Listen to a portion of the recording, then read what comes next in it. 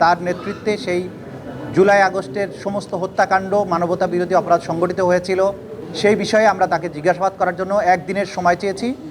আগামী 23শে ফেব্রুয়ারি তাকে জিজ্ঞাসাবাদের জন্য অনুমতি দিয়েছেন একদিনের জন্য। 23 জন আসামি প্রথম মামলায়, সেই মামলাতে আজকে 8 জন গ্রেপ্তারকৃতকে হাজির করা হয়েছিল ট্রাইব্যুনালে।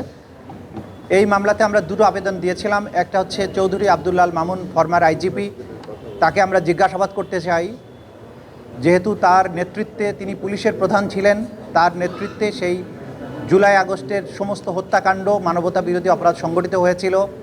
এপিসি ব্যবহার করা হয়েছিল, হেলিকপ্টার ব্যবহার করা হয়েছিল, মারণাস্ত্র ব্যবহার করা হয়েছিল। এই বিষয়ে তিনি আগে একটা জবানবন্দি দিয়েছেন। সেই জবানবন্দির সূত্র ধরে আরও অনেক তথ্য, যেগুলোর ব্যাখ্যা তার কাছ থেকে আমাদের দরকার।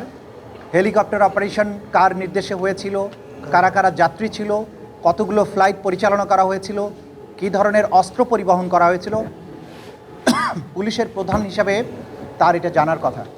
সেই বিষয়ে আমরা তাকে জিজ্ঞাসাবাদ করার জন্য একদিনের সময় চেয়েছি। আগামী 23শে ফেব্রুয়ারি তাকে জিজ্ঞাসাবাদের জন্য অনুমতি দিয়েছেন একদিনের জন্য। আর ওই একই মামলায় 2 মাসের সময় দিয়েছেন, 28শে এপ্রিল পরবর্তী তারিখ ধার্য করেছেন। এই সময়ের মধ্যে তদন্ত রিপোর্টের ব্যাপারে সময় দিয়েছেন, তদন্ত কাজ পরিচালনার জন্য রিপোর্ট দাখিলের কথা বলেছেন। আমরা যেটা আমাদের তদন্ত সংস্থা চেষ্টা করেছে, তার মোবাইল ফোনের ব্যাপারে তাকে আমরা জিজ্ঞাসাবাদ করেছি, মানে আমাদের তদন্ত সংস্থা জিজ্ঞাসাবাদ করেছে। তিনি বলেছেন এই মোবাইল ফোন হারিয়ে গেছে। তার এই বক্তব্য সন্তোষজনক নয়, কারণ তিনি গ্রেপ্তার হওয়ার পূর্বে সেনানিবাসে ছিলেন বলে তিনি জানিয়েছেন। তারপরে তার মোবাইল ফোন থেকে তিনি সোশ্যাল মিডিয়াতে বক্তব্যও দিয়েছেন 5ই আগস্টের পরে। সুতরাং তার এই মোবাইলে গুরুত্বপূর্ণ এভিডেন্স আছে, এটা আমাদেরকে যে কোনো মূল্যে পেতে হবে। আমাদের তদন্ত সংস্থা আপ্রাণ চেষ্টা করছেন কোথায় উনি রেখেছেন এই সব বিষয়ে তাকে জিজ্ঞাসাবাদ করতে হবে। এই জন্য কিন্তু আমরা তাকে ইন্টারোগেশনের জন্য চেয়েছি। এবং প্রত্যেক আসামির মোবাইল থেকেই আসলে অনেক গুরুত্বপূর্ণ তথ্য পাওয়া যাবে, এই জন্য আমাদের কাছে এটা একটা অমূল্য সম্পদ।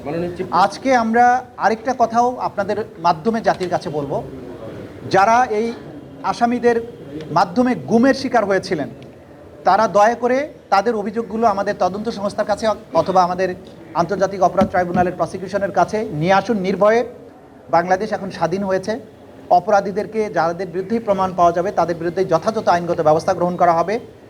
যে কান্নায় তারা বছরের পর বছর গুমরে কেঁদেছেন, তাদের কান্নার দিন অবসান হবে যদি তারা ট্রাইব্যুনালের কাছে এসে তাদের বক্তব্য দেন, বিচারের মুখোমুখি করেন অপরাধীদের। আমরা চাই অপরাধীদের বিচারের মাধ্যমে বাংলাদেশ কলঙ্কমুক্ত হোক এবং যারা গুমরে গুমরে কেঁদেছেন বছরের পর বছর, তাদের কান্নার অবসান হোক। আমরা সেজন্য তাদেরকে এগিয়ে আসার জন্য আহ্বান জানাই।